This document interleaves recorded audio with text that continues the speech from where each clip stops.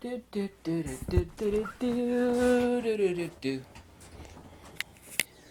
Well, the countless topics in metaphysics that I've done, it's kind of rare that I run across one of the facts that's like, I've not made a video about that before. I certainly haven't. I like to read a couple passages. This is the select works of Ananda Kumaraswamy. They're essentially the compilation of letter responses that he's had with other people that used to write them back in the day.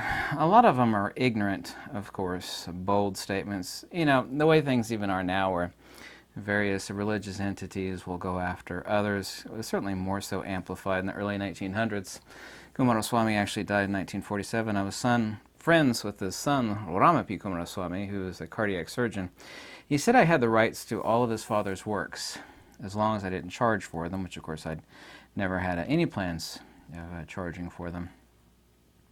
I have mentioned one aspect of this, that without the primer, and first I'd like to make a statement about this, kind of make things easy to understand. It would be like somebody writing about cake that's never eaten cake, or someone that's written a travel book on Hawaii that's never been to Hawaii. I used to know the wife of this guy who was the head of nursing down in Atlanta, I won't say which hospital, and of the pediatric division of nursing, specifically children. Well, she hates children. She's never had a child.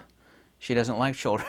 she's the head of pediatric nurse. Yeah, it's slightly, well, it's not ironic and hypocritical. It's just, it's kind of one of the earmarkers of a strange, upside-down, backwards universe, of course.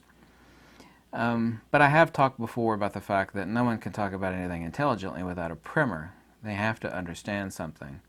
They have to fundamentally grasp it at the ontological level. Not having read a bunch of stuff and been able to parrot it and repeat it back, obviously, that's not comprehension, that's episteme, or empirical knowledge. And this is the case. But truth also, too, must be universal. There is no way that truth could be specific, nor could wisdom, of course. By the way, there's no branch of Sophia Perennis, the traditionalist school of metaphysics, i.e. a monist, really, that will say that there is a specific truth. In other words, it applies here, but it doesn't apply over here. It obviously must be universal. Aristotle did mention that, and I ran across one passage in one of the selected letters of Kumaraswamy. In writing, he often corresponded with priests and sometimes nuns and different scholars. He would actually give them educations on things. It's kind of odd, too, that of the countless, endless numbers of articles and thousands of articles and countless books that Kumaraswamy wrote in his life, and he knew 27 languages, and he only typed on his typewriter with 2 fingers, by the way. His son actually makes a count of that. All of those books and all those articles, and he couldn't do this number with both of his hands on a typewriter. It's quite amazing. That he was retiring from writing and was going to move to India to fulfill the last half of his life in the final spiritual quest. In other words, finish opening the doors up in a spiritual quest. But shortly before going, he dropped dead. As the old saying goes, you need to work hard. As Gautama said, you never know when you're gonna pass on from this world. Of course, that which dies is not the self. People always ask the question, what happens when we die? It's like, the answer to that is, what makes you think you are that which dies? Anyway, here's a little reading from Kumaraswamy in his letter. As for the uniqueness of Christianity, in the first place, this can only be a matter of faith, not of historical certainty. One cannot have it both ways because, as Aristotle said, factual knowledge can only be of what is normal, not of exceptions. In other words, it can't be specific, it can't be unique. And that's an incredibly important point people really don't make note of. In the second place, I can only say that I'm happy to disclaim the uniqueness of my own beliefs, defend the truths of Christianity accordingly. I am very sure that it redounds to the greater glory of God, that una veritas in veris signis veria resplendiat. I only had a few years of Latin back in the day. To get on to another passage here of Kumaraswamy, and then talk about a couple things. He goes on to, in a couple of these other passages, to go after those that are attacking be it Buddhism or the works of Sri Sankaracharya, or this notion of Hinduism. In Western so-called Buddhism, there's this idea of, well, that soul stuff, that's Hinduism. Well, there's no such thing as a religion of Hinduism. Hindu refers to a people, not a religion. I've said this before in many videos, and many Indians will actually speak up in the comments like, yeah, this guy's right. I've never encountered a Westerner before who knows that fact. There's no such thing as a religion of Hinduism. It's completely ludicrous. It's not my opinion. That's a hardcore fact. You know, there's Sanatana Dharma, Dvaita Vedanta, Advaita Vedanta. There's followers of the Bhagavad Gita. There's all sorts of faiths in India. There's no such thing as Hinduism. It's completely ludicrous. This is kind of an interesting read from Kumaraswamy in response to a, well, let's say use the word heretic. You know, someone that's attacking something that they have no idea about. And it's no different than a superficial reader of Buddhism. And people encounter this in college. We'll actually take a philosophy course. Well, one of the core fundamentals of Buddhism is teach there is no soul, or Natman, blah, blah, blah, blah, blah, blah. And people actually believe that, and that's not only illogical, absurd, it's completely non-doctrinal. There's no basis to say such nonsense.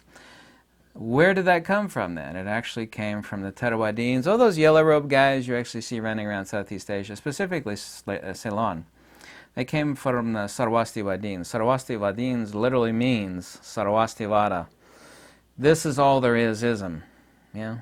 This is all there is ism. You know, the isms meaning materialism. So, they're not original to Buddhism. Whatever you think about me saying that, I don't care. It's a substantial fact. I feel I ought to speak about other religions that one's own, unless one has knowledge of the scriptures comparable to that which one has of one's own. This is especially true as regarding Indian religions, where one does not read Sanskrit or Pali, has to rely on translations made by scholars, and he uses scholars in a pejorative fashion, who are themselves usually nominalists and rationalists, quite ignorant of the technical terms and meanings of theology and metaphysics. The result of relying on them is only to add to the already too prevalent misunderstandings in my own writings, which I consistently correlate to India. Doctrines of Christianity is based on the readings of Christian sources in Latin and Greek, and never on what non-Christians may have had to say about Christianity. Do you not think that Christian writers ought to feel similar responsibility when speaking of the teachings of other beliefs or faiths? I don't like to use the word religion because I have no interest in religions, by the way. The isms, you know, I don't care if it's Judeo-Christianity or Buddhism or anything. I'm not interested. I'm only interested in metaphysics and fundamental truth, which is transmutable. It's not specific. It has to be universal, just as that really important passage that Kumaraswamy quotes regarding Aristotle. I found it odd that I not made a video about that. I might have touched upon it before. You know, that the truth must be normal. It can't be exceptional. In other words, well, you got the truth over here, but not over here. It has to be universally applicable. It can't be like, well, that's the truth of XYZ belief or faith. That can't be. If it's the truth, then it must be universal by definition, period, and connotation. Here's a response to another, I think this is a letter to a Catholic priest. I am afraid that most Christians, for some obscure reason, to me, find it indispensable to exalt their own belief by giving a perverse account of those others, meaning other faiths, of which, moreover, they have only a second-hand knowledge, derived from the writings of scholars who have been, for the most part, rationalists, unacquainted with the religious experience and unfamiliar with the language of theology. In other words, the lexicon of metaphysics. An important point. People who've seen Egyptian hieroglyphs, That was not the lingua franca of your Joe Blow. In Egypt, it was the language of the priests. It was specifically a metaphysical language. All those carvings that, we think is, well, that's ancient Egyptian. No, it was a priestly language. I mean, this is not my opinion. This is a fact. Yet, have you ever heard that before? Maybe one person in a million might have heard that fact before, but that was not the language. The people, and actually a couple real wise scholars have mentioned this before. Like if you went back to ancient Egypt and asked, even an educated, Joe Blow on the street, of course they wouldn't have been Joe Blow in ancient Egypt, what does this say? They have no idea. That was never the language of the common man. Never was. They don't have the primer. They have no idea, even back then, the average person, what the hell it meant. None. This is the same reason why when you read translations like of the Egyptian Book of the Dead, other translations, even of the Rosetta Stone, where we had the Greek and the Aramaic, I believe. What was it? Greek and Latin. We had 3 languages on Rosetta Stone. We had Egyptian hieroglyphics, Greek, and I think the other one was, it was Latin, wasn't it? The translation is ridiculous. Even with the Greek right next to it, it's still, it's demonstrably, empirically, roughly accurate, but it's nonsensical. It doesn't translate anything. All meaning has been completely baked out of it. This is a priestly language, and without the ability to actually translate it such that meaning is conveyed, then nothing is being said. Second-hand knowledge from derivative writings of scholars, rationalists, unacquainted with religious experience, and unfamiliar with the language of theology. I recommend you spend as much time searching the scriptures of the Vedas and of original Buddhism and the original languages, and you may have spent on the scriptures as much as you have spent on the scriptures of Christianity in their original languages before you say anything more about other religions. This was a letter response from Kumaraswamy to Dr. Schweitzer. Anyway, back in the 20s and 30s, Kumaraswamy would get these letters from these ignorant people and wanting to know the answers to things, or just flat out attacking him. Not attacking him, but for talking about what in their view was ignorant beliefs. But the only reason they thought it was ignorant is because they themselves didn't understand it, and they've been reading, commentarial trash. The same is true today. One of the co-founders of the Polytech Society, Caroline Augustus Foley Rees-Davis, and I used to be a member of the Polytech Society, and she called these books written by these uneducated scholars, with degrees, scholars renowned and acclaimed, she called them miserable little books on Buddhism. Quote, unquote, miserable little books. That's what they are. These are people that have never tasted cake that are writing books about cake. No different than that head of pediatric nursing, or that chick that doesn't have any children. She hates children. Never had any children of her own. Who would take the advice of somebody like that? I've never been interested in mere scholasticism. I've never been interested in knowledge for the sake of knowledge. It is a means, it is a bridge, it is certainly no ends. It's because I make a lot of videos about scholastic stuff and write articles doesn't mean I consider that the be-all, end-all. Of course, I've never, ever, even implied that, and certainly never said it. But one has to have a primer of this theology, of this metaphysics within them. Otherwise, they have no idea what's being said. This is the reason why all translations of Plotinus are, they're rather horrible. Maybe the most accurate one, technically accurate, A.H. Armstrong. It's complete. The most accurate, complete one. It's still garbage. I've read his commentary on what he thinks about Plotinus, and he thinks these things don't jive, various aspects of what. But he just doesn't understand them. They jive completely, but he's clueless.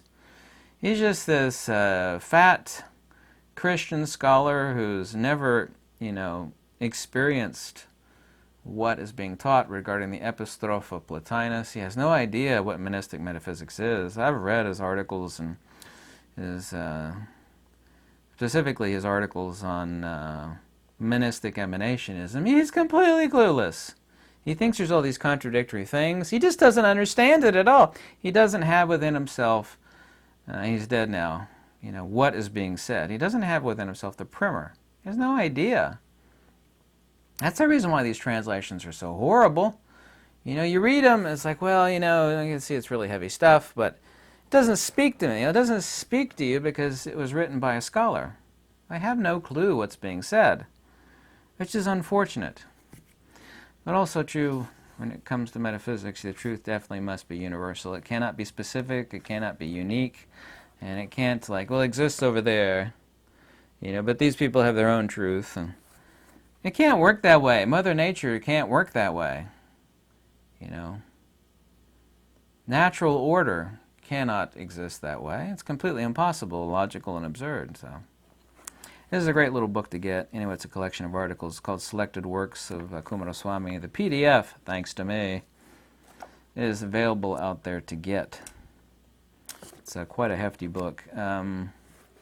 Here's a picture of Kumaraswamy in some of his later days. It's kind of unfortunate he died shortly before moving to India to finish up his spiritual journey in India. He was just going to stop writing, and because he's written enough, you know. Poor guy wrote enough in his life. He was going to finish up the scholastic stuff and finish up with completing his spiritual quest, and he died before he could get there. That says a lot about, you know, time being short in life. Anyway, I hope this video wasn't too dry and boring. I didn't mean it to be. I meant for it to be illuminating and insightful. Thank you so much for watching, and good night.